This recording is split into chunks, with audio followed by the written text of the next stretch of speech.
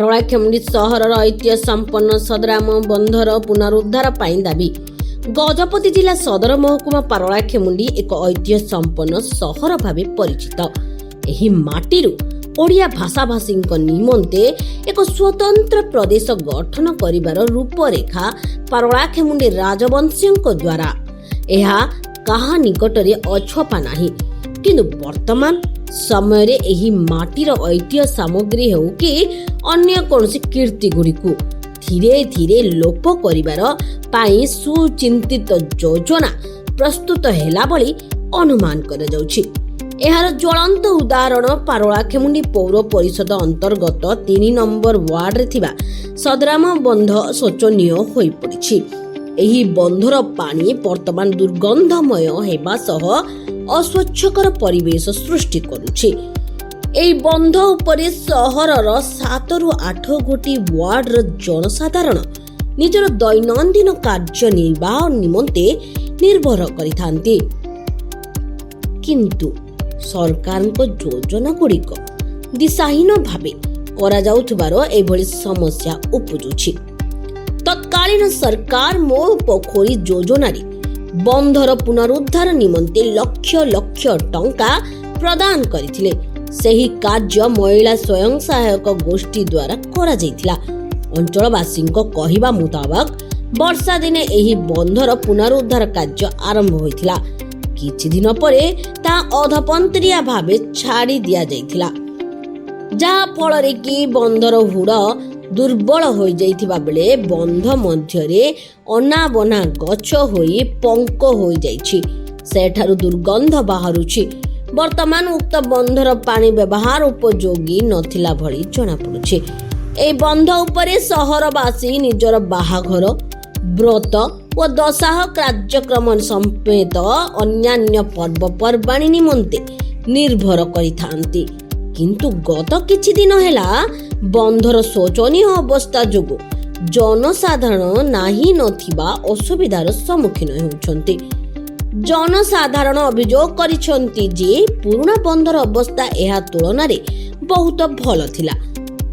ବର୍ତ୍ତମାନ ପୁନରୁଦ୍ଧାର ନାମରେ ନାମକୁ ମାତ୍ର କାମ କରି ଅର୍ଥ ବାଟମାରଣ କରାଯାଉଥିବାର ଅଭିଯୋଗ କରୁଛନ୍ତି। ଏହି ସମସ୍ୟାକୁ ନେଇ ୱାର୍ଡ ନମ୍ବର 2, 3 ଓ 4ର ବହୁ ଜନସାଧାରଣ ପାରଳାଖେମୁଣ୍ଡି ପୌର ପରିଷଦ କାର୍ଯ୍ୟାଳୟକୁ ଯାଇ କାର୍ଯ୍ୟନିର୍ବାହୀ ଅଧିକାରୀ ପୌରାଧ୍ୟକ୍ଷଙ୍କ ନିକଟକୁ ଯାଇ ଏ ସମସ୍ୟା ବିଷୟରେ ଅବଗତ କରିବା ସହ ଏହାର ତୁରନ୍ତ ସମାଧାନ କରିବାକୁ ଦାବି କରିଥିଲେ। ଲୋକଙ୍କ ଠାରୁ ଅଭିଯୋଗ ପାଇବା ପରେ ପୌରାଧ୍ୟକ୍ଷା ନିର୍ମଳା ସେଠୀ, କାର୍ଯ୍ୟନିର୍ବାହୀ ଅଧିକାରୀ ଲକ୍ଷ୍ମଣ ମୁର୍ମୁ, ପୌରଯନ୍ତ୍ରୀ ସଞ୍ଜୀବ କୁମାର ଚମ୍ପତି, ଉପାଧ୍ୟକ୍ଷା ଲେଙ୍କା ମଧୁ ଓ ସ୍ଥାନୀୟ କାଉନ୍ସିଲର ବିଭୂତି ଭୂଷଣ ବେହେରା ପ୍ରମୁଖ ସଦାରାମ ବନ୍ଧ ନିକଟରେ ପହଞ୍ଚି ସେଠାରେ ଅବସ୍ଥା ଦେଖିଥିଲେ। ଖୁବ୍ ଶୀଘ୍ର ଏହି ସମସ୍ୟାର ସମାଧାନ କରାଯିବ ବୋଲି ଲୋକଙ୍କୁ ସେମାନେ ପ୍ରତିଶ୍ରୁତି ଦେଇଥିଲେ। ସ୍ଥାନୀୟ ଅଞ୍ଚଳବାସୀ କହିଛନ୍ତି ଯେ ପୌର ପରିଷଦ ତରଫରୁ ଏହାର ସମାଧାନ ନ ହୁଏ ତାହେଲେ ରାଜରାସ୍ତାକୁ ଓହ୍ଲାଇବାକୁ ବାଧ୍ୟ ହେବୁ ବୋଲି ଚେତାବନୀ ଦେଇଛନ୍ତି। ବିଭୂତି ଭୂଷଣ ହତା ଆମେ ସଦାରାମ ପୋଖରୀ 3 ନମ୍ବର ୱାର୍ଡର ଓ 2 ନମ୍ବର ୱାର୍ଡର କିଛି ସ୍ଥାନୀୟ ବାସିନ୍ଦା ମିଳିତ ଭାବରେ ଆଜି ପାରଳାଖେମୁଣ୍ଡି ମ୍ୟୁନିସିପାଲିଟି ନଗରପାଳଙ୍କୁ ଆଉ ଆମର ନିର୍ବାହୀ ଅଧିକାରୀଙ୍କୁ ମିଶିଲୁ ସଦାରାମ ପୋଖରୀର ଯୋଉ ସମସ୍ୟା ରହିଛି ତାର ସମାଧାନ ପାଇଁ। ସଦାରାମ ପୋଖରୀ କି ଗତ 2-3 ବର୍ଷ ତଳେ ପୁନରୁଦ୍ଧାର କାମ ଆମର ଯୋଉ ମୋ ପୋଖରୀ ଯୋଜନାରେ ପୁନରୁଦ୍ଧାର କାର୍ଯ୍ୟକ୍ରମ ଆରମ୍ଭ ହେଲା। SHG ଗ୍ରୁପ ମାନେ କଲେ, ସେମାନେ ଅଧପନ୍ତରିଆ ଭାବରେ ସେ କାମକୁ ଛାଡ଼ି ଦେଇକି ପଳେଇଲେ। କାହିଁକି ନା ବର୍ଷା ଦିନେ କାମ ଆରମ୍ଭ ହେଇଥିଲା। ବର୍ଷା ଦିନେ କାମ ଆରମ୍ଭ ହେଲା ପରେ କଣ ହେଇଛି, ତାକୁ ଯୋଉପଟେ କାଟିବା କଥା କଣ କଲେ କଣ ନାହିଁ ବିଭିନ୍ନ ପ୍ରକାର ସମସ୍ୟା ନେଇ ଗତି କଲା। ସେ ବନ୍ଧଟିକୁ ସେମାନେ ଅଧପନ୍ତରିଆ କରି ଛାଡ଼ିଦେଲେ।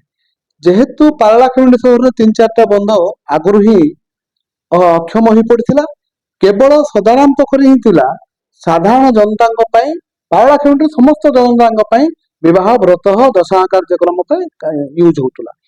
କିନ୍ତୁ ଏବେ ଯୋଉ ପ୍ରକାର ଅବସ୍ଥା ତାର ରହିଛି, ଦଳ ଭର୍ତ୍ତି ହେଇ ରହିଛି, ଚାରିପଟେ ଗଛ ଉଠି ଯାଇଛି, ପୋଖରୀର ଜଳ ପୁରା ଦୁର୍ଗନ୍ଧ ବାହାରୁଛି। ଆଉ ଯୋଉ ହୁଡା ଗୁଡାକ ରହିଛି ସେ ହୁଡା ଗୁଡାକ ବହୁତ ଯାହା କାର୍ଯ୍ୟ ହବା ଦ୍ୱାରା ବେଶୀ ଦୁର୍ବଳ ହେଇକି ରହିଛି।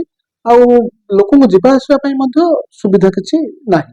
ସେଥିପାଇଁ ଆମେ ଅଞ୍ଚଳବାସୀ ଆଉ କିଛି ଲୋକ ଅଞ୍ଚଳବାସୀ ମିଶିକି ଗଲୁ, ଆମ ନଗରପାଳଙ୍କୁ ଆଉ ନିର୍ବାହୀ ଯନ୍ତ୍ରୀକୁ କହିଲୁ। ସେ ସଙ୍ଗେ ସଙ୍ଗେ ଆସିଲେ, ତାଙ୍କ ସହ ଆମର ପୌର ପୌର ଯନ୍ତ୍ରୀ, ନିର୍ବାହୀ ନିର୍ବାହୀ ଅଧିକାରୀ, ନଗରପାଳ ଉପନଗରପାଳ ଆସିଲେ। ସେଟା ଦେଖିଲେ ଯେ ଯଥାଶୀଘ୍ର ଆର କେମିତି ନିରାକରଣ ହେଇପାରିବ, ସାଙ୍ଗେ ସାଙ୍ଗେ ଗଛ ଗୁଡା କଟା ହେଇପାରିବ, ଦଳ ବାହାରିବ, ସେଥିରେ କେମିତି ବ୍ଲିଚିଂ ଆଉ ଚୂନ ଦେଇ ସେଇଟାକୁ ପୁନରୁଦ୍ଧାର କଲା ଭଳିଆ କରିକି ସାଧାରଣ ଲୋକଙ୍କ ଉପଯୋଗରେ କେମିତି ବ୍ୟବହାର କରାହବ ସେ ବିଷୟରେ ଚିନ୍ତା କଲେ। ସଙ୍ଗେ ସଙ୍ଗେ କାଉନସିଲରକୁ ମଧ୍ୟ ସେ ଡକେଇଲେ, 3 ନମ୍ବର ୱାର୍ଡର ସେ ବି ଆସିଲେ। ଆଉ ଯଥାଶୀଘ୍ର କାର୍ଯ୍ୟ କରି ଏହାକୁ ଚିକଣ କରିବୁ, ନିର୍ମଳ କରିବୁ ବୋଲି କଥା ଓ ପ୍ରତିଶ୍ରୁତି ଦେଇକି ଯାଇଛନ୍ତି। ଆଉ ଆପଣ ମାନେ ଜାଣି ରଖିବା ଦରକାର ଯେ ସାଧାରଣ ଲୋକ ଦଶା କାର୍ଯ୍ୟରେ ଆମର ପ୍ରାଇଭେଟଲି ପାଣି ଟ୍ୟାଙ୍କ ବୁକ୍ କରି ଆଣି ରୋଡ ମଝିରେ ମହିଳା ମାନେ ଗାଧେଇଲେ। ଗତ କିଛି ଦିନ ହେଲା ଆମେ ଦେଖିବାକୁ ପାଇଲୁ, ଯେହେତୁ ପୋଖରୀର ପାଣି ଦୁର୍ଗନ୍ଧ ହେଇଯାଇଛି। ଏହା ଏ ପାଖରେ ଧାର୍ମିକ ଅନୁଷ୍ଠାନ ରହିଛି। ଲୋକ ପ୍ରତିଦିନ ସ୍ନାନ କରିକି ପାଖାପାଖି 7-8ଟା ୱାର୍ଡର ଲୋକ ଏ ଗ୍ରୀଷ୍ମ ପ୍ରବାହରୁ ନିଜକୁ ବଞ୍ଚଉଥିଲେ। କିନ୍ତୁ ଆଜି ସେ ପୋଖରୀ, ସେ ଐତିହ୍ୟ ସମ୍ପନ୍ନ ପୋଖରୀ, ସଦାରାମ ପୋଖରୀ ଦୁର୍ଗନ୍ଧ ଓ ଏକ ବନ୍ଧ ହେଇକି ରହିଛି। ଆଉ କଣ, ଆମେ ଅଞ୍ଚଳବାସୀ ଯାଇଥିଲୁ, ସେ ଆସିଲେ, ଦେଖିଲେ, ଯଥାଶୀଘ୍ର ତାର ନିରାକରଣ କରିବି ବୋଲି କହିକି ଯାଇଛନ୍ତି। ଯଦି କରିବେନି, ଏବେ ଆପଣ ମାନେ ଜାଣି ରଖିବା ଦରକାର ଯେ ଆମକୁ ନେତାର ଆବଶ୍ୟକତା ନାହିଁ, ସାଧାରଣ ଜନତା ସବୁ କରିପାରୁଛନ୍ତି। ସାଧାରଣ ଜନତା ହିଁ ଯିବେ ଆଉ ତାର ପ୍ରତିବାଦ କରିବେ। ପ୍ରତିବାଦର ସ୍ୱର କି ପ୍ରକାର ହବ ନେତା ମାନେ ଦେଖିବେ।